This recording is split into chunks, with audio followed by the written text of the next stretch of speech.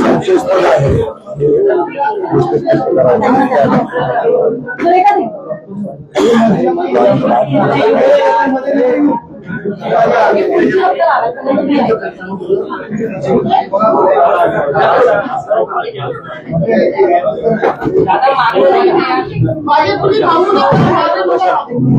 त्याच्याकडे ना प्लीज सगळेजण वेकेट करा ना प्लीज. आता काय पत्रकार अरे तुम्ही खाली थांबा ना प्लीज आणि सगळ्यांना विनंती करतो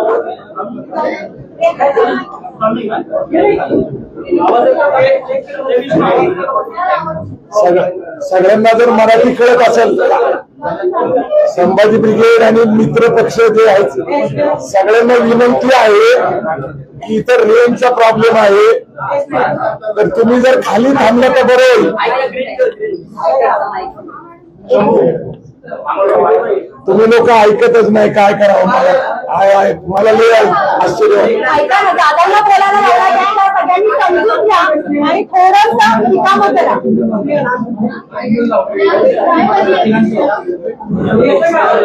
सतीश काय काय करतोय तुम्ही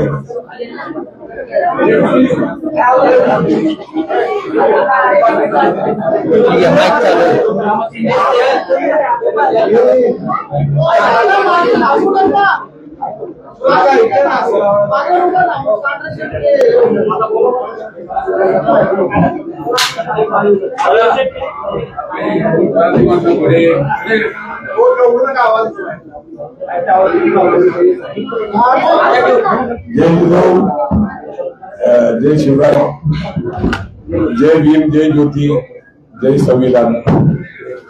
आज पुणे येथील पत्रकार परिषद मध्ये अक्कलकोटला माझ्यावर जो खुनी हल्ला झाला त्याच्या संबंधामध्ये संभाजी ब्रिगेड आणि माझे सगळे सहकारी मित्र पक्ष संघटना यांच्या वतीने आम्ही आमची भूमिका मांडण्यासाठी इथं आलेलो आहे. या ठिकाणी श्याम कदम जे आहेत आमचे संभाजी ब्रिगेडचे सोलापूरचे जिल्हाध्यक्ष आहेत, सोमेश्वर आयर हे आमचे महाराष्ट्राचे उपाध्यक्ष आहेत, संभाजी भोसले संभाजी ब्रिगेडचे सोलापूरचे जिल्हाध्यक्ष आणि ज्यांच्यामुळे मी आपल्या समोर आज दिसतोय कारण त्यांच्या सतर्कतेमुळे मी वाचलो. आमच्या ताई सगळ्या महिला आघाडीच्या आहेत. मला प्रथम असं वाटतं की संभाजी भोसले यांनी अक्कलकोट पोलीस स्टेशनला आपली कंप्लेंट नोंदवलेली आहे आणि ते खास सोलापूरवरनं निघालेले आहेत आणि इथं आलेले आहेत. तर त्यांची अशी इच्छा आहे की जे काही घटना घडली आहे किंवा जे काही परिस्थिती तिथं नक्की होती त्याच्याबद्दल संभाजी भोसले स्वतः इथं प्रत्यक्षदर्शी त्यांच्या पण अंगावर ते काळं वंगण तेल जे विषारी तेल टाकलं ते आणि आमचे 4-5 कार्यकर्ते जे सोलापूरला आलेत ते त्याचे विक्टीम आहेत. तर मला वाटतं पहिलं संभाजी बोलायला पण मी माझं विस्ताराने बोल.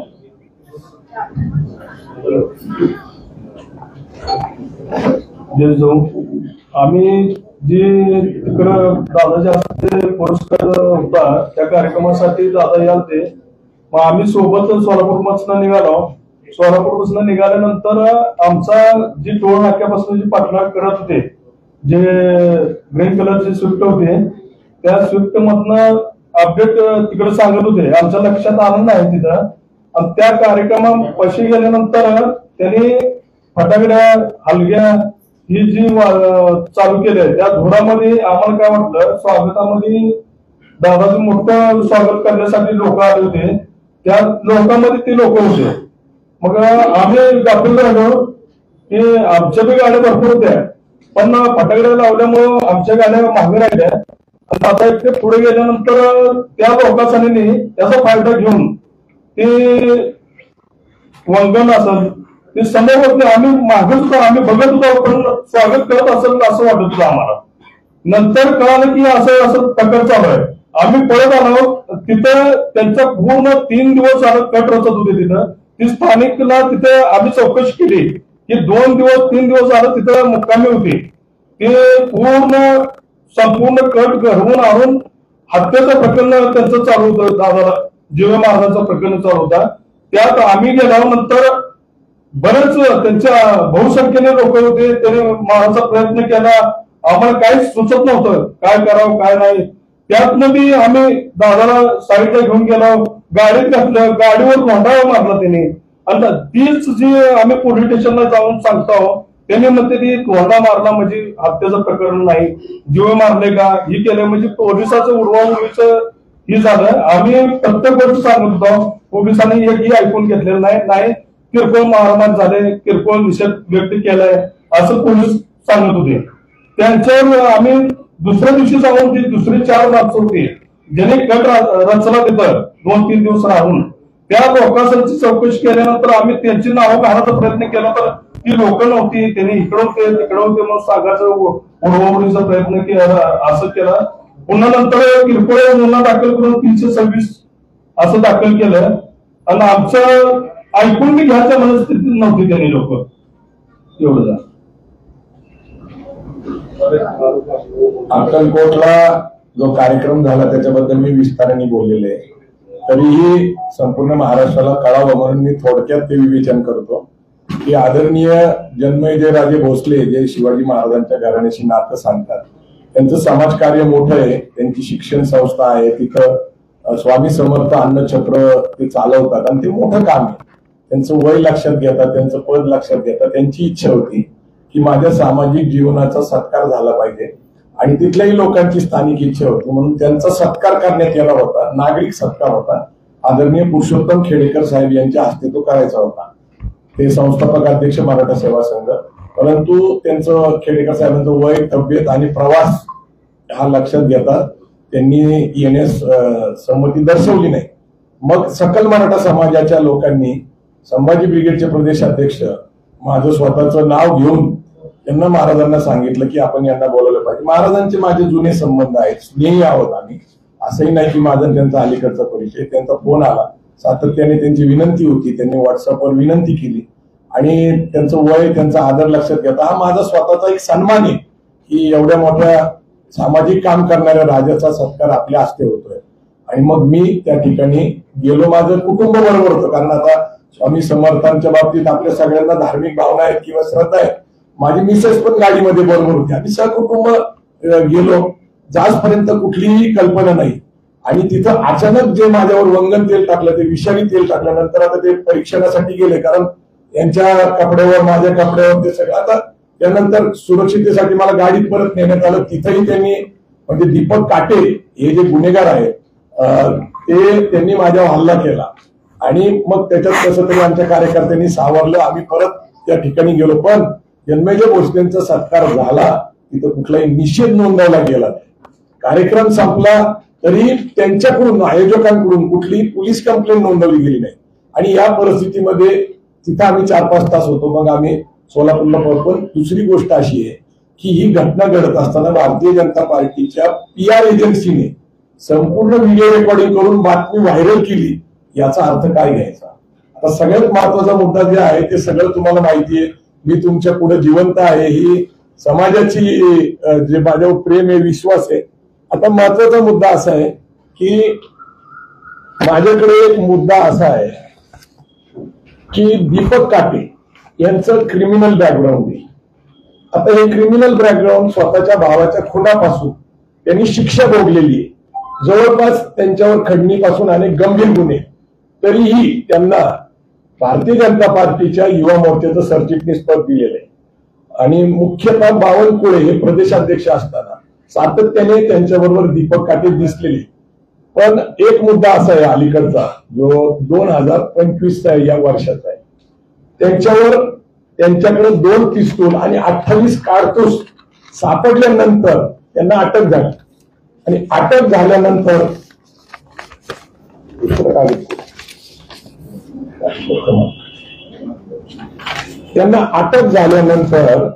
त्यांच्याकडे सापडलेली शस्त्र 28 आर्म ऍक्ट प्रमाणे क्लिअरली नमूद करण्यात आलेले की under section 3 of arm act त्यांना कुठल्याही प्रकारचं बेल देता येणार नाही. हे लोढा एअरपोर्टवरचं प्रकरण आहे. म्हणजे एअरपोर्टवर जाताना चेकिंग होती आणि 2 पिस्तूल 28 कारतूस सापडतात आणि नंतर आयोगाने जी माहिती दिली न्यायालयापुढे, न्यायालयाने दिलेला जामिनाचा आदेश कोणत्याही गुन्हेगारी पार्श्वभूमी निदर्शनास आलेली नाही, ज्यांच्यावर गंभीर स्वरूपात ज्यांनी स्वतः जेलमध्ये जवळपास एक शिक्षा भोगलेली आपल्या भावाच्या हत्येमध्ये, त्याला न्यायालयात सांगितलं गेलं की कुठलीही गुन्हेगारी पार्श्वभूमी नाही. संबंधित तपास अधिकारी आयोग आपल्या कर्तव्य कोचोरी केलेली आहे. न्यायालयासमोर दीपक काटेचे गंभीर गुन्हेगारी पार्श्वभूमी समोर आणली गेली नाही. ती जर मांडली गेली असती तर कदाचित आज दीपक काटे हे जामिनावर खूप सुटले नसते. ज्या आरोपीला मोका लावणं गरजेचं आहे आणि जेरबंद करायला गरजेचं आहे, तर त्यांना मुक्त सोडलं गेलं, ते आत्ता सोडलेले आणि मुक्त सोडल्यानंतर त्यांनी हा जो गंभीर स्वरूपाचा गुन्हा केला हे त्यांच्यावर एक जबाबदारी दिली. दीपक काटे इज अन इन्स्ट्रुमेंट.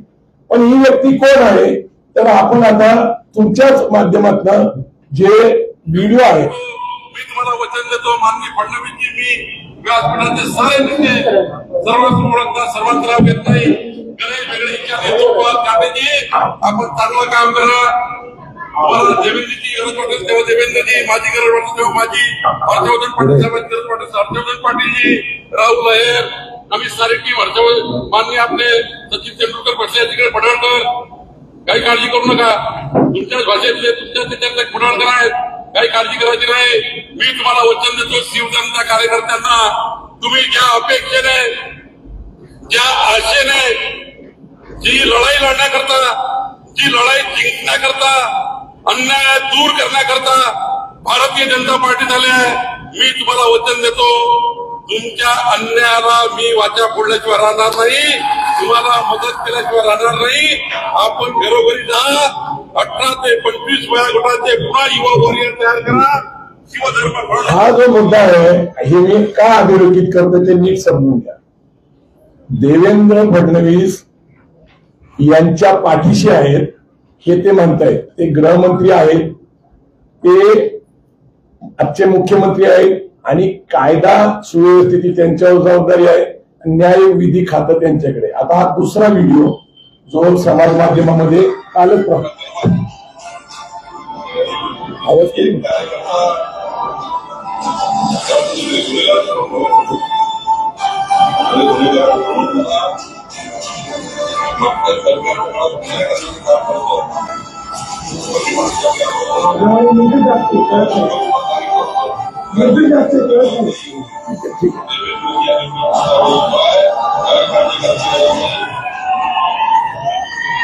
या व्हिडिओमध्ये स्वतः बावनकुळे काय म्हणतात ते महत्वाचं. ते म्हणतात की मागच्या सरकारने दीपक काटेकरांना गुन्हेगार ठरवलं होतं, मुद्दा नंबर 1. तर त्यांना ते म्हणतात की मला तुमचा गर्व आहे आणि तुम्ही आता काम करा, तुमच्यावर जबाबदारी दिली जाईल, तुम्ही घाबरू नका, तुमच्या माग देवेंद्र भाऊ आणि बावनकुळे स्वतः म्हणतात मी तुमच्या पाठीशी. आता जामीन देणं हे मी जे तुम्हाला दाखवतोय हे माझ्याकडे त्यांचा पेपर आहे. एका गुन्हेगाराला जामीन मिळवून देणं याच्यावर गंभीर स्वरूपाचे गुन्हे आहेत आणि ते दिल्यानंतर त्याला एक टास्क देणे, जिची योजना मी सांगितलं की संघ परिवारामध्ये शिवराय फुले शाह आंबेडकरांचे विचारधारा, राज्यघटनेचे समता, बंधुता, न्याय, तत्व, मानवता हे जे विषय आहेत हे सगळे आता थांबले पाहिजेत. राजकीय दृष्ट्या या सामाजिक संघटना ज्या आहेत त्याच्यामध्ये बामसेफ असेल, बहुजन समाजाच्या अनेक संघटना, त्यापैकी वंचित बहुजन आघाडीचा एक विषय आहे, मराठा सेवा संघ, संभाजी ब्रिगेड. तर गेल्या महिन्यामध्ये अशी मीटिंग झाली होती की यांचा बंदोबस्त केला पाहिजे. मी जे सांगतोय ही न्यायालयाने दिलेली FR आहे. आता खरं तर त्यांना आर्म ऍक्ट प्रमाणे जामीन मिळू शकत नाही, मग जामीन दिला कुणी? आणि ज्या अर्थी स्वतः दीपक काटे हे प्रदेश अध्यक्ष बावनकुळेंना गॉडफादर म्हणतात. गॉडफादर म्हणतात. त्यांचं संभाषण व्हायरल झालेलं आहे. गॉडफादर म्हणतात. आता गॉडफादर आहे तर गॉडफादर म्हणतात की तुम्ही काही करा, तुमच्या मागे देवेंद्र फडणवीस आहे आणि मी स्वतः आहे आणि मला जीवे मारण्याची मी तुम्हाला सांगतो, मला भारतीय जनता पार्टीच्या कार्यकर्त्यांबद्दल प्रचंड आदर आहे. RSSच्या कार्यकर्त्यांबद्दल प्रचंड आदर आहे, कारण आमची त्यांची वैचारिक लढाई. तशी पार्श्वभूमी जर कुणाची असेल वैचारिक लढाईची तर आम्ही त्यांच्याबरोबर चर्चा करायला तयार आहे. आता मला सांगा, एक षडयंत्राचा भाग मागच्या काही महिन्यापासून ते अशी मागणी करतायत सातत्याने की संभाजी ब्रिगेड हा एकेरी उल्लेख असल्यामुळे संभाजी महाराजांचा अपमान.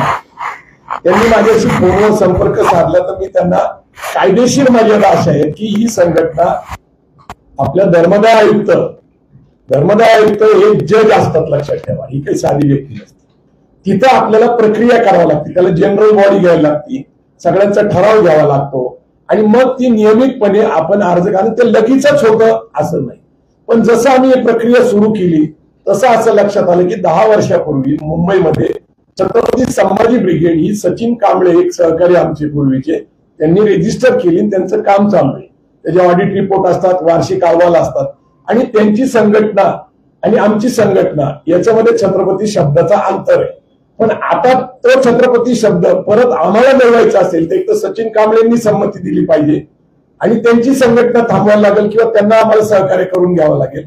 तर आता हे वेगवेगळे विचार असतात, परंतु याच्यात मर्यादा मी त्यांना सांगितल्या. उदाहरणासाठी मी त्यांना सांगितलं की डॉक्टर अमोल कोल्हे आणि आम्ही एक सिरियल निर्माण केली होती, स्वराज्य रक्षक संभाजी.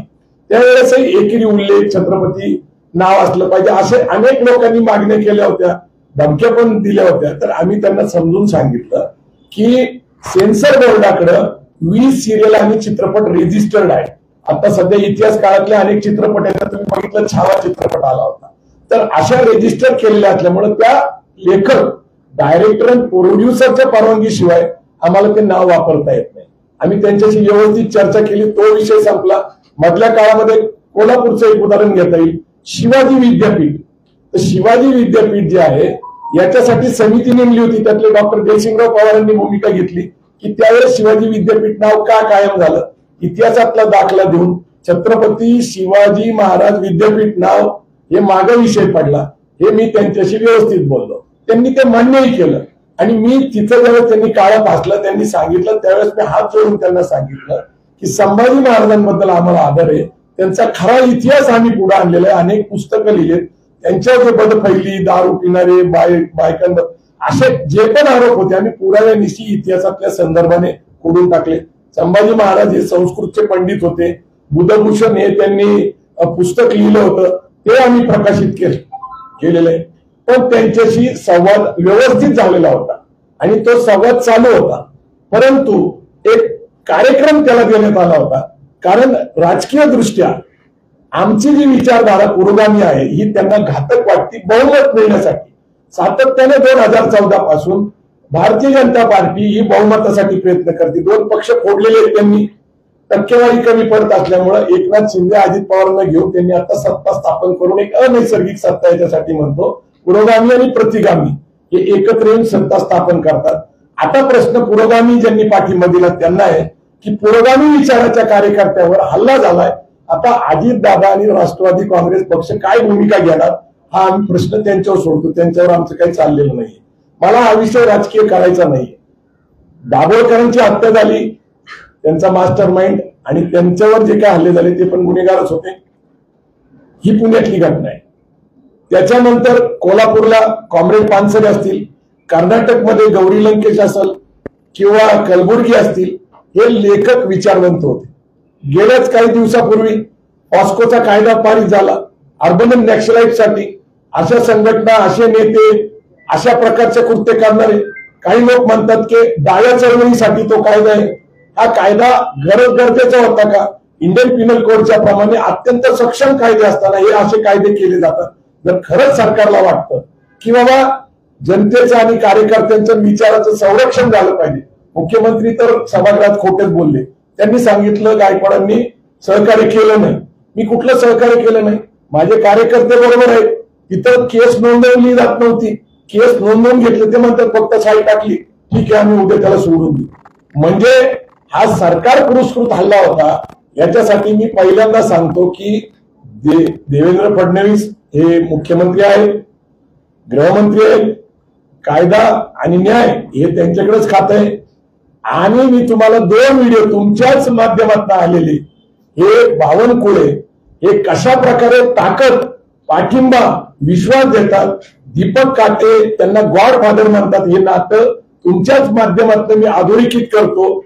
माझी आज अशी मागणी आहे की सरकारला जर नैतिकता साबूत असेल तर या घटनेचा मास्टर माइंड हे बावनकुळे आहेत, ते आता महसूल मंत्री आहेत, ते 2 नंबरचे मंत्री आहेत, ते खोटं बोलतायत सभागृहात आणि प्रचार प्रसार माध्यमापुढे. मी त्यांच्याच भाषणाचे 2 उदाहरणं दिले, एक नाही. आणि त्यांची ऑडिओ क्लिप अवेलेबल आहे त्यांच्या सहभागाची.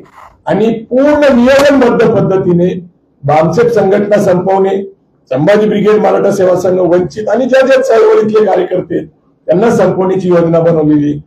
आपण पार्टी विथ डिफरन्स म्हणतो. मग पार्टी विथ डिफरन्स बघितलं आणि महाराष्ट्राचं राजकीय जे काही आता वातावरण आहे, जी भीती आहे, राज्यकर्ते आता पक्षांतर करतायत सातत्याने ते बघतायत. पण सामाजिक कार्यकर्त्यांचा बंदोबस्त करायला लागतो, कारण हे कट्टर असतात विचारांची. यांना आमदारक्या खासदारक्याची भुरळ पडत नाही. मग यांना काय करायचं तर त्यांना संपवायला लागतं. म्हणून मी एवढंच शेवटचं सांगणार आहे की महात्मा फुलेंच्यावर मारेकरी घातले, शाहू महाराजांवर घातले, बाबासाहेब आंबेडकरांवर घातले. हा यांचा वारसा आहे मारेकरी घालण्याचा, ते गांधी हत्यापर्यंत. आता सध्या गोपाळ गोडसेंचा सगळ्यात जास्त पुरस्कार केला जातो, त्यांची नाटकं दाखवली जातात. सावरकरांचा ते विषय मांडतात. सावरकरांचं अर्ध आयुष्य स्वातंत्र्याचं आणि त्याच्यानंतर त्याच्याबद्दल वाद आहे, मी त्याच्याबद्दल बोलणार नाही. परंतु जी मानसिकता आहे, जी विकृती आहे, आणि इथं एक लक्षात घ्या, लोकशाहीमध्ये अनेक विचार पक्ष संघटना एकत्र काम करतात, याला लोकशाही म्हणतात. एक पक्ष, एक संघटना, एक विचार, 100% भाजप याचा आडसर आम्ही आहे. म्हणून त्यांच्या विचाराच्या आड येत असताना मला एवढं सांगायचं, हा माझ्यावर प्रवीण गायकवाड म्हणून व्यक्तिगत हल्ला नाहीये, संभाजी ब्रिगेड म्हणून हल्ला नाहीये. हा हल्ला एका विचारावर आहे असं माझं स्वतःचा अनुभव आणि मत आहे. आणि खुनी हल्ला होता, मला मारण्याचा प्रयत्न झाला होता, हे निश्चित आहे. परंतु गुन्हेगारांना शिक्षा करतील, मोका लावतील असं मला वाटत नाही. कारण सरकार पुरस्कृतच असल्यामुळं आज उद्या तो गुन्हेगार परत बाहेर सुटणार आहे. तो बेलवर आहे, बेलवर असल्यामुळं धोका अधिक येतो. परत बाहेर पडला तर आज मी नाही तर उद्या कदाचित खेडेकर साहेब असतील, कारण त्यांच्या टार्गेटवर आहेत. प्रकाश आंबेडकर साहेब आहेत, त्याच्यानंतर वामन मिश्राम साहेब आहे, तपास अधिकारी ढाकणे हा बावनकुळे यांचा नातेवाईक आहे अशी माहिती आता आलेली आहे. तपास अधिकारी जो आहे, तर हे सगळं प्री प्लॅन्ड आहे. म्हणजे जो दीपक काटे यांना जे आता जामीन मिळाली, तो आयोग आहे त्याच्याबद्दल मी बोलतोय, योजनाबद्ध पद्धतीने गुन्हेगारांना जेलमधनं बेलवर सोडायचं आणि सामाजिक कार्यकर्त्याची हत्या करायची, याच्यावर आता सगळ्या समाजाने, सगळ्या लोकांनी विचार करायचे. आज माझ्यावर बेतलं, उद्या कुठल्याही कार्यकर्त्यावर बेतल, जो राज्यघटनेची भाषा करल, जो फुले शाहू आंबेडकरांची भाषा करल. जय जिजाऊ, जय शिवराय.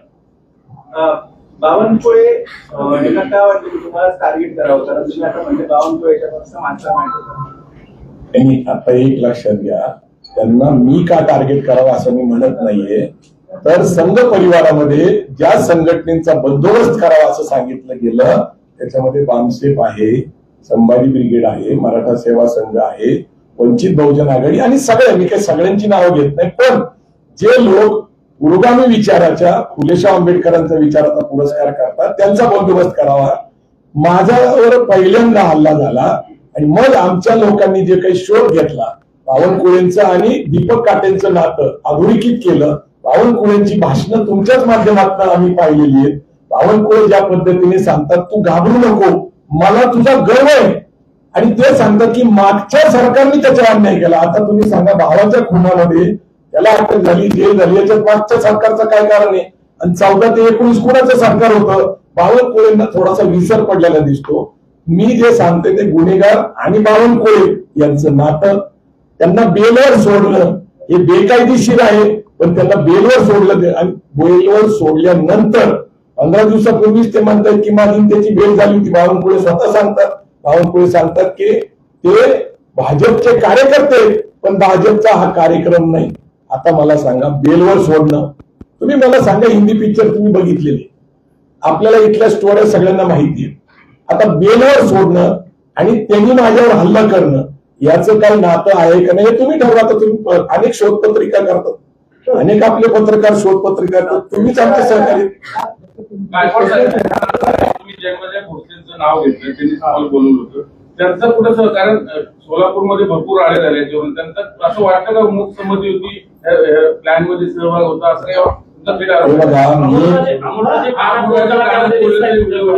मी काय सांगतो, 2-3 गोष्टी मी संभाजी भोसले स्वतः इथं आले, ते तिथंच होते काल सुद्धा. पहिली गोष्ट काय, पोलिसांना हे लोक तिथं आल्याची माहिती आहे, आयोजकांना हे अशा प्रकारचं कृत्य करणारे हे माहिती आहे, परंतु मला गाफील ठेवलं गेलं आयोजकांच्या वतीने आणि पोलिसांच्या वतीने. आयोजकांना माहिती होतं तर त्यांनी तिथं पोलीस बंदोबस्त ठेवला पाहिजे होता आणि तिथं पोलीस बंदोबस्त ठेवला गेला नाही. आणि आम्ही दोघं प्रमुख पाहुणे होतो, ते डॉक्टर शेटे आणि मी, ते शिवव्याख्याते आणि मी, आणि जन्मजय राजे भोसले सभागृहात एकत्रच प्रवेश करतो. माझ्यावर हल्ला झाल्यानंतर जर माझ्यावर वंगण तेल जे आहे विषारी ते टाकलं गेलं, माझ्यावर हाणमाण झाली, तिथं पळापळी झाली, असं असतानाही ते सभागृहात गेले, कार्यक्रम सत्काराचा त्यांनी करून घेतला, कुठलाही निषेध नोंदवला नाही, कुठलीही पोलीस कंप्लेंट नोंदवली नाही. परंतु एक आहे की हा विषय जन्मजय भोसले आणि त्यांच्या कुटुंबाकडे वळवण्यापेक्षा आपल्याला नीट गांभीर्याने लक्ष घेतलं पाहिजे की मास्टर माइंड असलेल्या बावनकुळे आणि दीपक काटेचं नातं पहिल्यांदा आपल्याला हे करायला लागेल. ते एक विक्टीम आहे, म्हणजे जन्मजय राजे भोसलेंचा कार्यक्रम सत्काराचा, नागरिक सत्काराचा, मला तिथं बोलवणं, तिथं बीजेपीचा आमदार असणं, तिथं बीजेपी संघ परिवाराचं प्राबल्य असणं, असं असताना सुद्धा एका धार्मिक ठिकाणी मला विश्वास होता की असं काही घडणार नाही, ही माझी चूक आहे. मला असं वाटतं की विषय डायव्हर्ट न होता हा पूर्णपणे बावनकुळे यांनी जबाबदारी स्वीकारावी आणि अशा प्रकारच्या गुन्हेगारी प्रवृत्तीला संरक्षण देणं याचं मास्टर माइंड मी म्हणत नाही.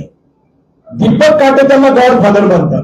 तुम्ही सगळे हिंदी पिक्चर मध्ये बघा, गुन्हेगार कुणाला काय म्हणतात, आपल्याकडे मुळशी पॅटर्न बघितलेलं आपण.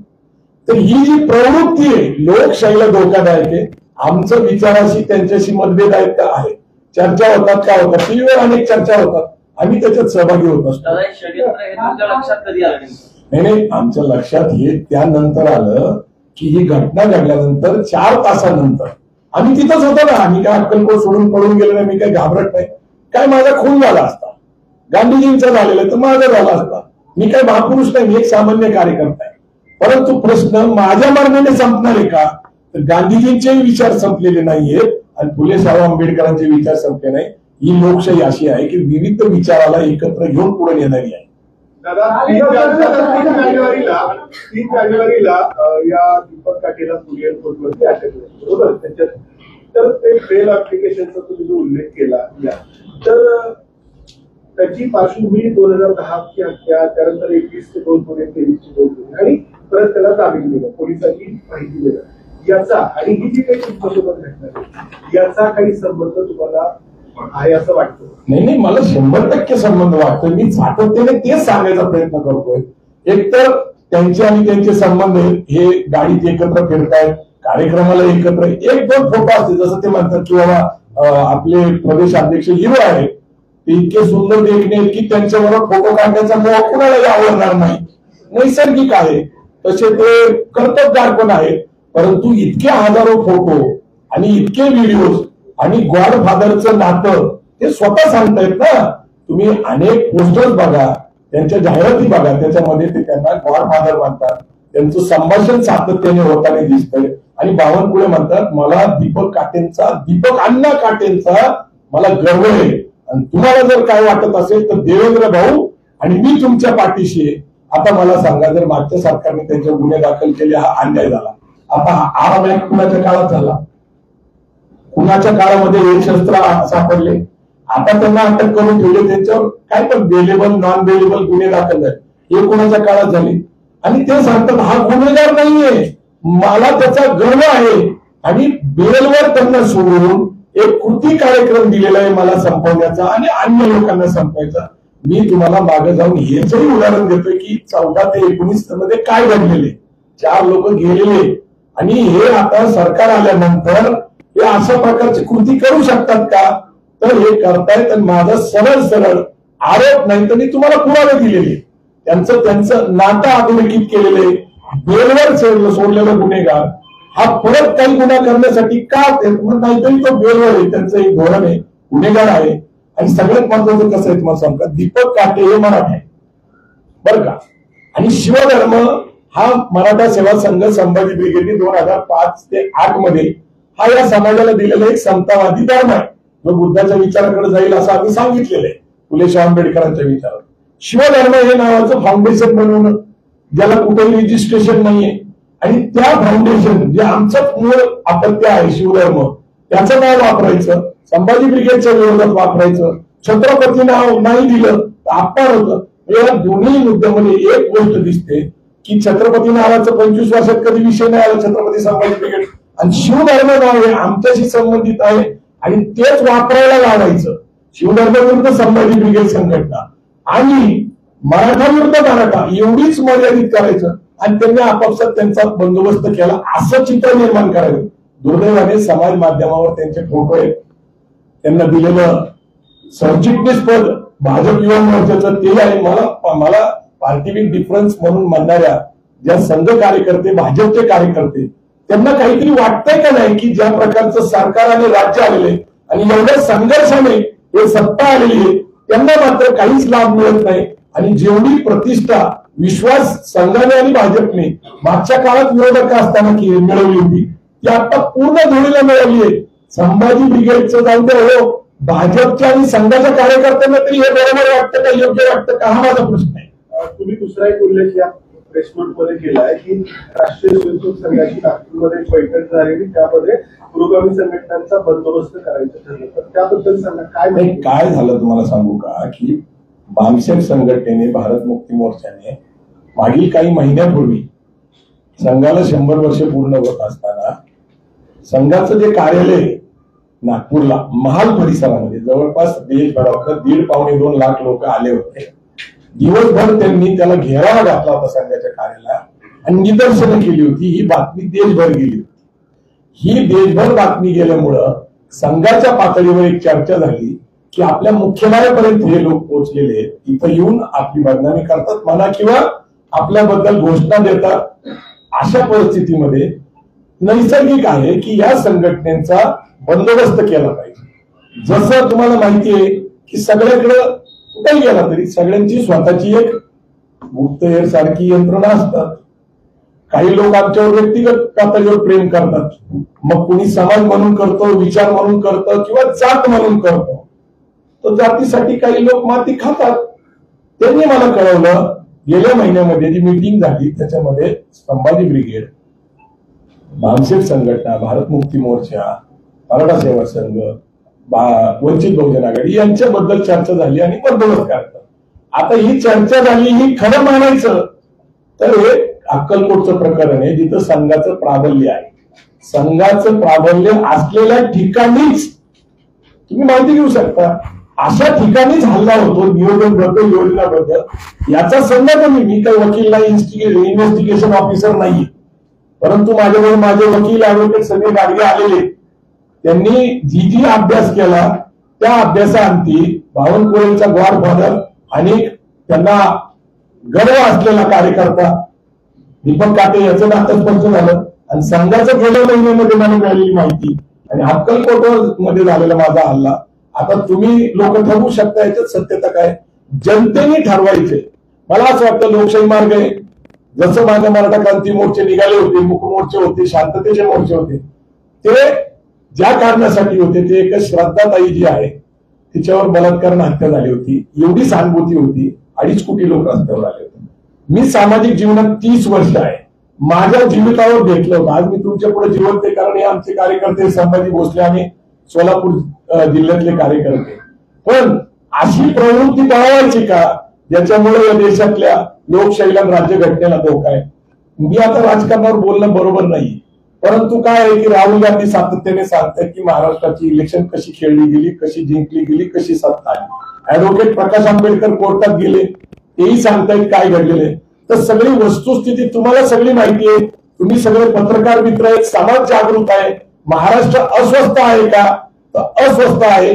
पण एक निश्चित सांगतो मी तुम्हाला, माझ्या पूर्वी सुद्धा अनेक घटना, म्हणजे या देशामध्ये गृहमंत्री असलेल्या माणसाला जेलमध्ये टाकलं जातं. मग हत्येचा कट रचणं आणि हत्यासाठी पाठवलेल्या माणसाचं नातं अधोरेखित झाल्यानंतर बावनकुळे मास्टर माइंड आहे हे म्हणण्यास संधी आहे असं माझं मत आहे. मास्टर माइंड षडयंत्र नागपूरच्या मुख्यालयातून रचलं गेलं असं म्हणायचं मला तुमचा प्रश्न कळाला नाही. प्रश्न असा आहे, तुम्ही आता संबंध जोडले नागपूरच्या मुख्यालयातली संघ कार्यालयातली बैठक, नंतर बावनकुळे त्यांचा कार्यकर्ता दीपक काटे, मग तुमच्या हल्ल्याचा कट हा संघ मुख्यालयात रचला गेला. बघा, मी पूर्णपणे जे माझ्याकडे पुरावे आहेत, माहिती आहे, त्याला त्या कड्या जोडलेल्या आहे, घटनाक्रम सांगितले. आता परत जर मी ते सांगायचं म्हटलं तर मला काही शक्य नाही. मी सांगितलेले की बावनकुळेंना गॉडफादर तो म्हणतो, ते म्हणतात की त्यांना त्याचा गर्व आहे. हे दोन गोष्टी अधोरेखित झाले, तुमच्याच माध्यमातून ते आलेले, समाज माध्यमात खुले. अशा प्रकारची घटना घडली. बामसेफ आणि मूळ निवासी संघ जे संघटना आहेत त्यांनी संघाच्या मुख्यालयाला घेरावा घातला, एक दिवस निदर्शने केली. नैसर्गिक आहे, आमचा बंदोबस्त केला पाहिजे अशा प्रकारची चर्चा झाली. आता ती माहिती होती मला, पण मी बेसावध राहिलो. आता परत माझ्यावर खुनी हल्ला झाला, 1 महिन्याच्या आत झाला. बेलवर एका गुन्हेगाराला सोडलं जातं. आता हे इन्व्हेस्टिगेशन करायचं काम आहे ना. मला जी माहिती मिळाली त्याची मी कडी जोडत सत्यता सांगायचा प्रयत्न करतोय आणि जबाबदार व्यक्तीला दोषी ठरवून जर एका गृहमंत्र्याला खोट्या गुन्ह्यामध्ये, कारण त्यांचं पुस्तक प्रकाशित झालंय, त्यांना जेलमध्ये पाठवलं जातं या महाराष्ट्रामध्ये अनिल देशमुखला, तर एखाद्याचा खून करण्यासाठी जे मास्टर माइंड आहे, एक गॉडफादर म्हणतात पहिल्यानंतर त्याला मास्टर माइंड म्हणावं लागतं, लक्षात घ्या. आणि नातं अधोरेखित झाले. आता ही सगळी जबाबदारी मुख्यमंत्री म्हणून, गृहमंत्री म्हणून, न्याय व कायदा मंत्री म्हणून, भाजपचे प्रमुख म्हणून देवेंद्र फडणवीस यांच्यावर येते. बावनकुळेंचं जे नातं मी अधोरेखित केलंय, जे पुरावे दिले, भारतीय जनता पार्टीला वाटतंय की जर पार्टीवर डिफरन्स आपण टिकवायचा असेल तर त्यांनी आता सत्याचा शोध घेऊन आम्हाला न्याय द्यावा. आणि आम्हाला आता एक विश्वास आहे की बाबा काही ना काहीतरी बहुजन चळवळ उभा राहील आणि इथलं अन्यायकारी सरकार दूर करेल अशी माझी आशा आहे. गेल्या 2 दिवस ऐका ना, म्हणजे आता बावनकुळे हे याच्यातले मास्टर माइंड आहेत असं तुम्ही आरोप केलाय. मात्र 2 दिवसांपासून तुम्ही जे काही नाव घेताय, जनपदे भोसले यांचं पण नाव घेताय, तर तुम्ही असं सुचवू इच्छिता की त्यांचा देखील यामध्ये? हे बघा, मी काही सुचवत नाही, माझी काही एवढी पात्रता नाही. जी काही घटना घडलेली आहे आणि ज्या काही घटनेचा आम्ही शोध घेतला, मी काय अचानक काही तुमच्याकडे येऊन प्रसिद्धीसाठी पत्रकार परिषद घेत नाहीये. मी जो अभ्यास केला, जी माहिती गोळा केली, मी जे पुरावे, आता तुम्ही हे जजनी दिलेलं बेल आहे त्याच्याबद्दल त्याच्यात काय सांगितलेलं आहे की दीपक काटेवर कुठलेही गुन्हे नाहीये. आता दीपक काटेवर गुन्हे नाहीये तर सगळे म्हणतात खंडीचा गुन्हा आहे, गुन्ह्याचा गुन्हा आहे. अशा पार्श्वभूमीवर त्यांना बेल देणं, मी ते इंडियन पिनल कोडचा आधार दिला, सगळं सांगितलेले. आता तुम्ही मला सांगा, त्याला बेलवर सोडणं, त्यांनी माझ्यावर हत्येचा कट रचणं, याच्यात त्याचा काय हेतू आहे? तो काय माझ्या बांधाला बांध आहे का? व्यावसायिक माझी काय भानगड आहे का? पैशाचं देणं घेणं आहे का? तर एक विचार आम्ही मांडतोय, समतेचा, बंधुताचा, न्यायाचा, मानवतेचा, आणि ते जे मनस्फूर्तीचे समर्थक आहेत ज्यांना या देशातली राज्यघटना मान्य नाही, ते म्हणतायत ना 400 पार, ते म्हणतायत ना एक हाती सत्ता, ते म्हणतायत ना 100%. आता 100%च्या आड कोण येतोय? आमचा विचार येतोय. 400 पारच्या आड कोण येतोय? आमचा विचार येतोय. मग आमचा विचार जर संपवायचा असेल तर तो कसा संपवायचा? तर माझ्यावर हल्ला केल्यामुळे मी तुम्हाला सांगतो, गौरव मोरे सारखा एक हास्य विनोदी कलाकार जो लाखो लोकांना हसवतो, तो रडत होता माझ्यावर. आता तुम्ही मला सांगा, तो म्हणतो की तुमच्या जीवावर आम्ही कार्यक्रमाला जातोय, धाडस करतोय, विनोद करतोय. जो लोकांना हसवतोय तो घाबरलेला आहे. पुरोगामी चळवळीतले लेखक, वक्ते, कार्यकर्ते घाबरलेले आहेत. म्हणजे माझ्यावर हल्ला हा जर माझ्या व्यक्तीवर असता तर मग आमचे लोक काय घाबरलेले आहेत?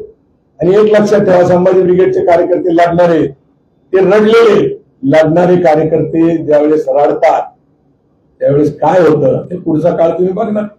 सर हल्ल्यानंतर आतापर्यंत या 2 दिवसांमध्ये भाजप थेट आरोप भाजपवर केलेला आहे. भाजपकडनं कोणी तुम्हाला कॉन्टॅक्ट करायचा प्रयत्न केला का? 2-3 गोष्टी आहेत लक्षात घ्या की ज्या षडयंत्राचा भाग असलेले लोक, तुम्ही शत्रूकडून आपल्या कल्याणाची अपेक्षा करणं शत्रूचा शांतपणा नाही तर आपला मूर्खपणा नाही, हे डॉक्टर आर साळुंखे सर म्हणतात. आता ते कसे मला फोन करतील, कशासाठी फोन करतील? गिल्टीनेस असतं ना माणसाला, आणि आपणच केलंय. बरं एक सभागृहामध्ये खोटं बोलायचं तुम्ही तर बघताय, बावनकुळे प्रचार माध्यमात माझा काही संबंध नाही म्हणतात. आता तुमच्याच प्रचार प्रसार माध्यमातले व्हिडिओ मीच तुम्हाला दाखवले, ते जे बोलतायत. आता तुम्ही मला सांगा, भारतीय जनता पार्टी माझ्या हिताचा किंवा माझ्या संरक्षणाचा विचार कशी करत?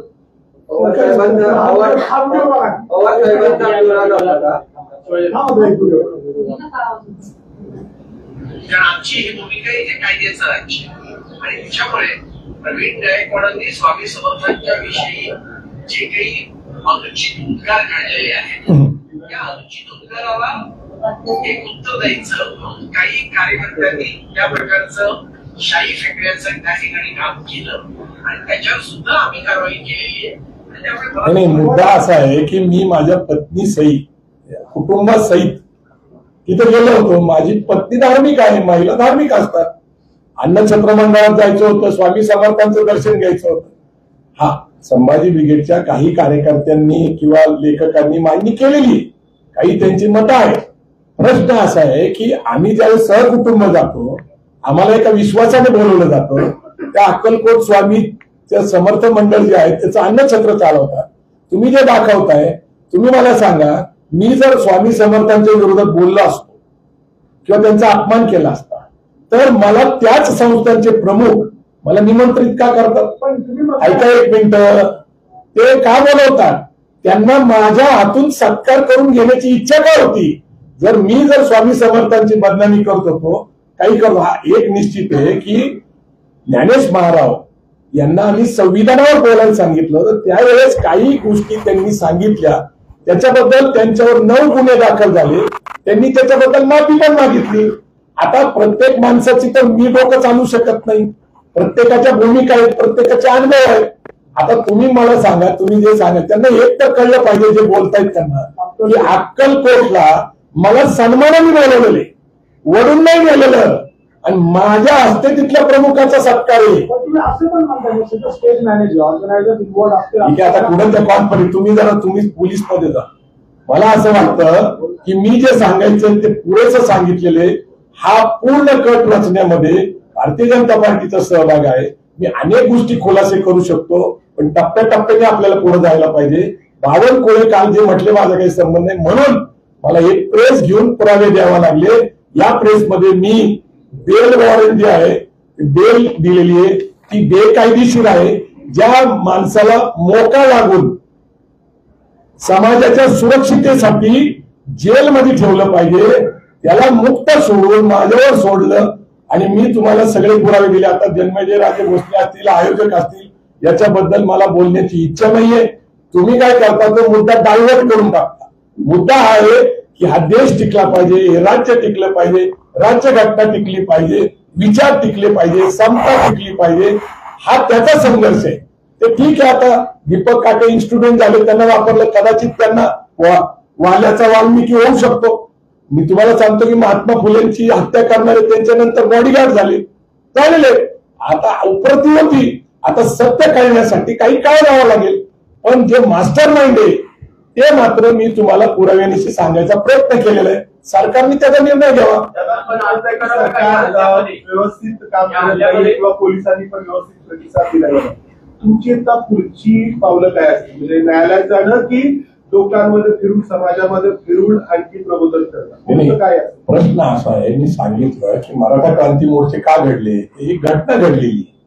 फक्त इथं मी जिवंत आहे, मी मेलो नाही, हाच त्याचा प्रश्न आहे. अशा पार्श्वभूमीवर एक अनैसर्गिक सरकार सत्तेचा फायदा घेऊन, पोलिसांची, न्यायपालिकेची मदत घेऊन एका गुन्हेगाराला मुक्त सोडून एका सामाजिक कार्यकर्ता जो शिवराय फुलेशाह आंबेडकरांची विचारधारा मांडतो त्याची हत्या करण्यासाठी पाठवतात. आता हे तुम्ही विचार केलं पाहिजे, हे जनतेचा प्रश्न आहे. जनता ठरवल हे काय करायचं. हे मी नाही ठरवणार, कारण मी काय जगलो काय मेलो काय हा प्रश्न माझा नाहीये. तुम्ही काय माझं काय होईल मी काय ठरवणार, मी काही ठरवणार नाहीये. मी समाजाच्या बहुजन समाजाला ज्यांना वाटतं की या देशात लोकशाही टिकली पाहिजे, राज्यघटना त्याचे विचार टिकले पाहिजे, त्यांच्यावर मी सोपवलेलो आहे. बाकी ज्याचा बंदोबस्त करायचा आहे, संभाजी ब्रिगेडच्या कार्यकर्त्यांचा इतिहास आहे, जशाच तसा उत्तर आमच्या पद्धतीने दिलं जाईल. आम्ही गप्प बसणार नाही. आणि ही या सरकारच्या शेवटाची सुरुवात आहे हे नक्की लक्षात घ्या. कारण जी महाराष्ट्रात अस्वस्थता पसरलेली, निदर्शनं होत आहेत, बंद होत आहेत, याचं लक्षात घेता लोकांच्या कळालेलं आहे की हे कुठल्या थरापर्यंत जाऊ शकतात हे मला सांगायचंय. व्यक्तिगत माझी लढाई नाही दीपक काटे विरुद्ध प्रवीण गायकवाड, ही लढाई विचाराची लढाई आहे. आणि खोटं सांगून संभाजी महाराजांचा अपमान करतात हे खरंच नाहीये ना. आणि आम्ही संवादाला तयार होतो ना, आम्ही बोलत होतो ना सातत्यातल्या तांत्रिक अडचणी सांगितल्या गेल्या. मुख्य विषय डायव्हर्ट होऊ नये म्हणून परत सांगतो की गॉडफादर हे दीपक काटे, कुणाला म्हणतात बावनकुळे, हे आजचे मंत्री त्यावेळेस प्रदेशाध्यक्षांना म्हणतात. बावनकुळे म्हणतात की मला त्यांचा गर्व आहे, ते गुन्हेगार नाहीये. आणि मी आणि देवेंद्र भाऊ हे आम्ही तुमच्या पाठीशी आहे. मी एक नाही तर तुम्हाला 2 व्हिडिओ दाखवले, अनेक व्हिडिओ उपलब्ध आहे. मी आपला वेळ खर्च करू शकत नाही. अनैसर्गिक विचाराने एक सत्तेत आलेलं सरकार अधिक ताकदवान होण्यासाठी बहुजन समाजाच्या नेत्यांचं बळी देत असेल तर मला असं वाटतं की महाराष्ट्रामध्ये फार विदारक परिस्थिती आहे, विचित्र परिस्थिती आहे. कदाचित महाराष्ट्राचा पुढचा बिहार होईल. आता बिहारी इथं आले अन्न खाण्यासाठी तर त्यांच्याबद्दल आपली तक्रार आहे, पण महाराष्ट्राचा बिहार होतोय याच्याबद्दल कुणालाच जर काय वाटत नसेल, महाराष्ट्रात शांतता असेल तर प्रगती होऊ शकते. मी शेवटचं एवढं सांगतो की मी 2018 पासून बहुजन समाजाला अर्थकरण, उद्योजकता, व्यावसायिकता, जागतिक संधी याच्यामध्ये ऑस्ट्रेलिया, कॅनडा, अवघा मुलूक आपलं हे व्याख्यान देतोय. खाजगीकरण, जागतिकीकरणानंतर जगभर निर्माण झालेल्या संधीचं दुबई दाखवतोय, जगभर घेऊन जातोय, त्यांचं अर्थकरण करतोय. परवापर्यंत आमच्याकडे माहिती की 52 देशामध्ये 20,000 माझे कार्यकर्ते हे वेगवेगळ्या देशात नोकरी उद्योगासाठी गेलेले. ही आम्ही एक आर्थिक चळवळ चालवतोय.